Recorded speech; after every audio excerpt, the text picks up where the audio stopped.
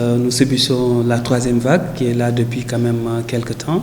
Après ces deux premières vagues liées à cette pandémie, et les cas sont en train d'augmenter un peu partout. Et cette vague, elle est un peu différente des deux premières vagues où nous avons eu en tout cas moins de cas au niveau de l'ensemble du pays. Maintenant, ce que nous notons pendant cette vague, il y a beaucoup plus de cas et globalement, en même temps aussi, nous avons des atteintes chez les enfants, et ce qui n'était pas le cas pendant les deux premières vagues. Donc, et en même temps aussi, probablement, nous avons aussi le variant Delta qui est là, qui est beaucoup plus contagieux, et certainement c'est ça qui explique l'augmentation des cas. On ne peut pas dire que les enfants, en fait, en termes de proportion, les adultes sont beaucoup plus atteints que par les enfants, mais ce que nous remarquons, effectivement, différemment des autres premières vagues, nous avons eu moins de formes sévères chez les enfants. Et cette vague, nous avons eu des formes sévères chez les enfants. C'est surtout ça qui nous préoccupe beaucoup. Et aussi, pendant les deux premières vagues aussi, il y avait quelques cas, mais qui n'étaient pas aussi fréquents, qui n'étaient pas aussi nombreux. Et ce qui a fait que ça ne posait pas beaucoup de soucis. Parce que la Covid, vous savez, il y a des formes légères, il y a des formes asymptomatiques. Et c'était ça qu'on constatait beaucoup plus pendant la première vague. Et dans cette deuxième vague, nous avons eu des formes sévères. Et ces formes sévères, vous savez, ce sont ces formes qui sont susceptibles d'être hospitalisées en réanimation. Ce sont ces formes sévères également qui sont susceptibles de présenter des risques de décès. Maintenant, pendant les deux premières vagues, il y avait eu des cas chez les enfants, mais c'était des formes qui sont asymptomatiques. Et quand c'est asymptomatique ou c'est des formes légères, le plus souvent, ce n'est pas des formes qui nécessitent une hospitalisation, et c'est des formes qui étaient suivies en ambulatoire, ou en tout cas traitées dans certains cas. Ça ne posait pas beaucoup de problèmes par rapport aux formes sévères.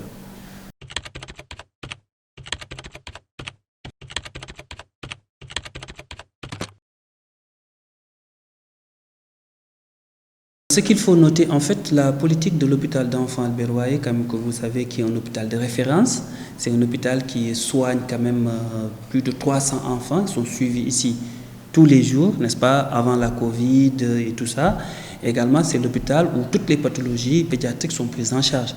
Donc la politique de l'hôpital, c'était surtout que l'hôpital reste indemne de la Covid, qu'on ne reste pas là à soigner la Covid, qu'on reste surtout à offrir les soins essentiels pour les autres pathologies qui sont beaucoup plus mortelles et qui sont beaucoup plus préoccupantes dans le cadre en termes de létalité. Et également que ces enfants qui souffrent de drépanocytose, qui souffrent d'asthme, qui souffrent de pneumonie, qui souffrent d'autres affections, puissent continuer leur prise en charge correcte. Et c'est pourquoi nous avons mis en place un comité ad hoc, et c'est ça qui nous était la politique de l'hôpital.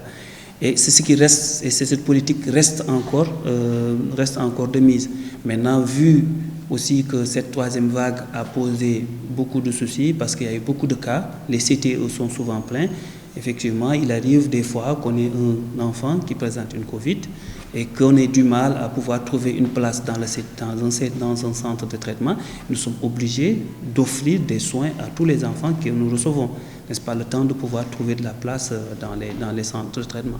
Maintenant, s'il n'y a pas de place, nous prenons en charge ces enfants, quelle que soit la pathologie que cet enfant présente. Parce qu'il n'y a pas que la Covid, il y a d'autres enfants qui ont des tableaux de gastro-entérite, il y a des urgences qu'il faut prendre en charge, et quelle que soit la sévérité, quelle que soit la pathologie d'un enfant, quand ils viennent au niveau de notre urgence, en tout cas au niveau de l'hôpital d'enfants Albert Royer, ils sont pris en charge.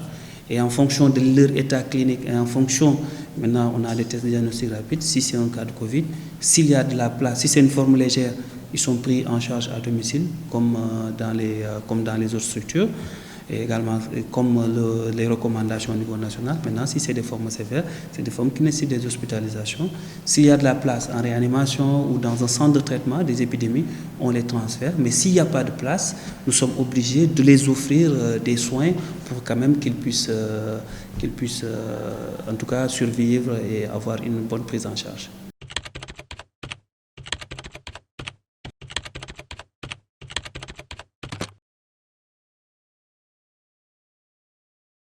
La Covid chez l'enfant est un peu similaire à la Covid chez les adultes. Maintenant, il y a certaines particularités chez les enfants, parce que vous savez, la majeure partie des pathologies chez l'enfant, n'est-ce pas, se manifestent par la fièvre, ça peut se manifester par les vomissements. Donc, les signes sont non spécifiques.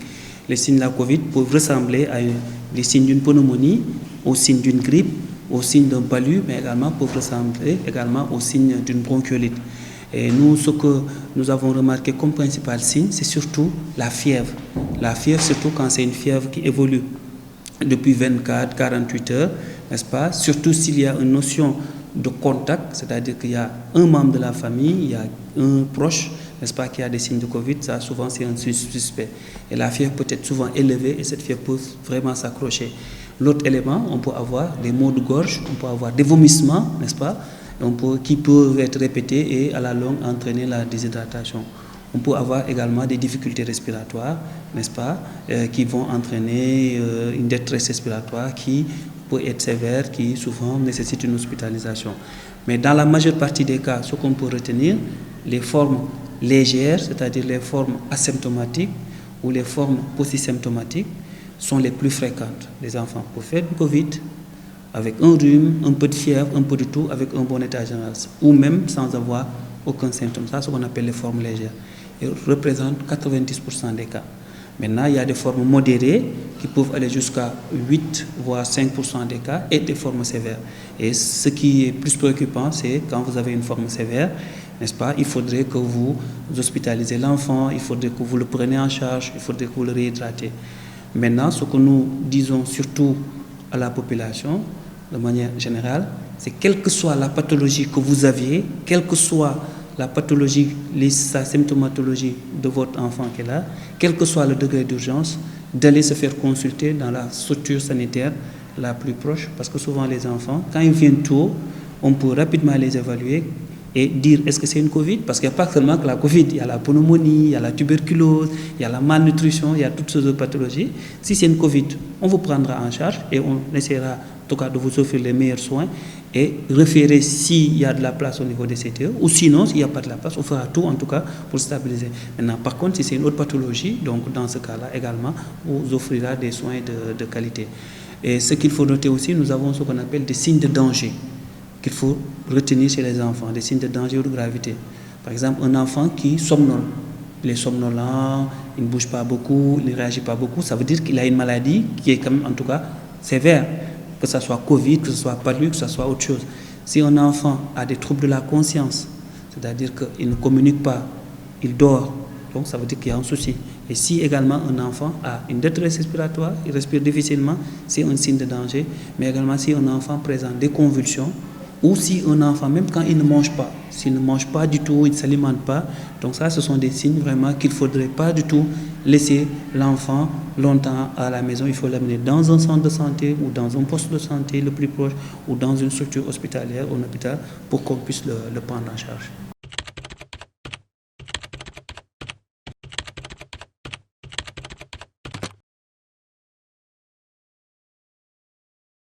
Ce que nous avons remarqué, effectivement, comme le professeur Ousmane Ndiaye l'a dit, nous recevons des fois des cas de sévères de Covid-19 sur lesquels nous sommes obligés, en tout cas, de les prendre en charge en attendant de pouvoir les transférer dans les structures. Et malheureusement, il y a quelques enfants qui sont décédés, qui sont venus dans des états sévères, et souvent, c'est le retard de consultation. Et ça, les parents ont tendance à les retenir à domicile, et ça pose problème. Maintenant, il y a certains enfants aussi qui sont plus susceptibles. Par exemple, un enfant qui a une drépanocytose, c'est un enfant qui est souvent fragile. Donc, il faudrait, quand il y a des soucis, venir rapidement à l'hôpital ou dans la structure la plus proche, que les gens n'aient pas peur de venir à l'hôpital, qu'on puisse les prendre en charge, parce que si la prise en charge est retardée, ça risque de poser problème. Et il y a également, mais ça ne veut pas dire que ce sont surtout ces enfants qui ont ces comorbidités qui posent problème, mais la Covid, en général, est une maladie qui est en train de se rajeunir. Ça peut toucher toutes les tranches d'âge, que ce soit des nourrissons, que ce soit des nouveau-nés, que ce soit des adolescents, que ce soit des grands enfants. Donc le plus important, c'est vraiment que ces enfants, quand ils ont des signes de sévérité, ou en tout cas quand les parents sont préoccupés, qu'ils viennent se faire consulter le plus tôt possible et qu'on puisse les prendre en charge.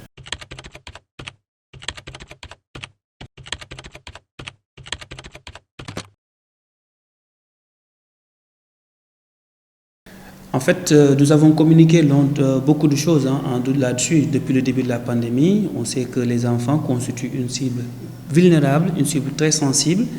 Et aussi, ce qu'il faut noter qu'il n'y a pas que la Covid. Les enfants doivent bénéficier de tout ce qui est comme autre service. Par exemple, la vaccination universelle, c'est-à-dire le programme élargi de vaccination, qui permet de protéger les enfants contre 13 maladies. Donc, il faut que ce programme continue, malgré que nous soyons en pandémie. Parce que si nous ne le faisons pas, qu'est-ce qui va se passer? C'est des épidémies de rougeole, c'est des épidémies de fièvre jaune, c'est des épidémies de gastro-entérite, c'est des épidémies de pneumonie, et également c'est des épidémies de méningite ou de tétanos que nous allons avoir. Donc ça, c'est ce qu'on appelle les soins essentiels, en tout cas le package dont les enfants doivent continuer à bénéficier. Si votre enfant a un rendez-vous de vaccination pour le programme élargi de vaccination, allez vous faire, ne ratez pas le rendez-vous. Ça, c'est la première chose.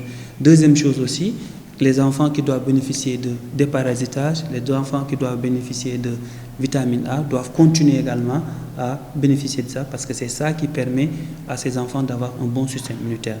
Mais également les enfants qui ont des problèmes de malnutrition, les asthmatiques, les drépanocytoses, ils doivent continuer leurs activités. Et maintenant, en plus de ça, effectivement, il y a un volet de vaccination contre la Covid. Et cette vaccination, les recommandations du ministère, c'est à partir de 18 ans. Donc ceux qui ont plus de 18 ans et plus doivent se faire vacciner. Parce que plus nous vaccinerons notre population, plus, n'est-ce pas, nous aurons une meilleure immunité et plus nous aurons une diminution des cas. Ce qui pose plus de problème, c'est ces personnes qui ne se vaccinent pas, qui vont faire des formes graves et qui vont surtout saturer les hôpitaux et ça pose un problème de prise en charge. Maintenant, pour le moment, on a vu certains pays vacciner à partir de 12 ans. Certainement, les recommandations vaccinales vont évoluer avec le temps. Mais ça, c'est des décisions que le ministère va prendre. Mais je pense que tout ça, vous avez vu récemment, on vaccine les femmes allaitantes. On vaccine également les femmes enceintes. Mais je pense que le ministère, en tout cas, est en train de faire tout pour avoir le maximum de vaccins pour pouvoir protéger la population. D'autant plus que nous savons que notre population est une population jeune. Si on veut couvrir 70% de la population ou 80% de la population, avec le temps, donc, c'est des choses qui évoluent. Donc, la riposte, elle est évolutive et on s'adapte en fonction de l'évolution de l'épidémie.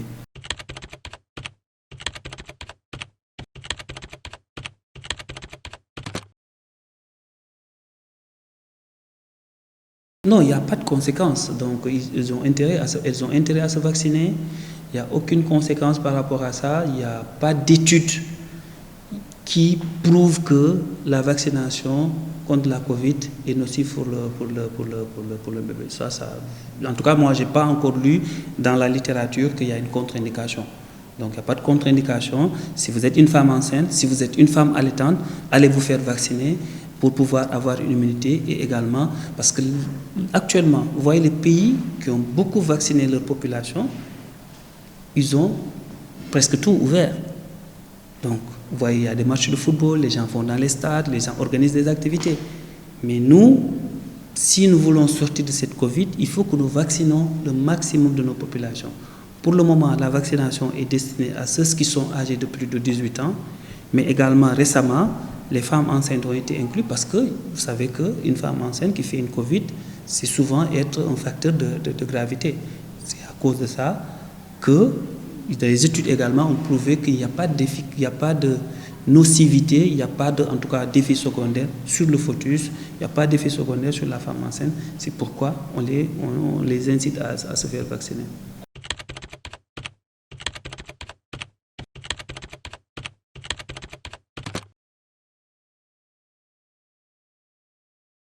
Non, tout dépend de l'atteinte que vous avez, n'est-ce pas?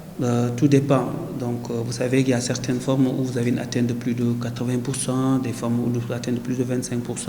Mais tout ce qu'il faut retenir, que tous ces patients qui font la COVID-19, surtout les formes sévères, doivent bénéficier d'un suivi pour évaluer, pour voir comment les prendre en charge en post-Covid. Et ça, je pense qu'au niveau du ministère, mais également au niveau des autorités, il y a des protocoles qui ont été mis en place.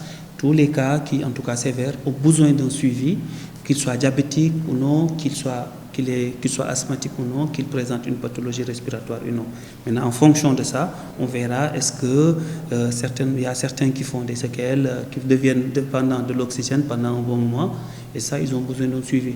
Il y a d'autres également qui ont des lésions au niveau pulmonaire, ils ont besoin d'un suivi et surtout une rééducation pour pouvoir limiter en tout cas le maximum de dégâts ou pour également faire en tout pour que ces patients ne présentent pas de séquelles. Mais à date, chez les enfants, si on les soigne précocement, si on les soigne, on les prend en charge précocement, souvent, en tout cas, nous n'avons pas ces séquelles qu'on retrouve chez les adultes.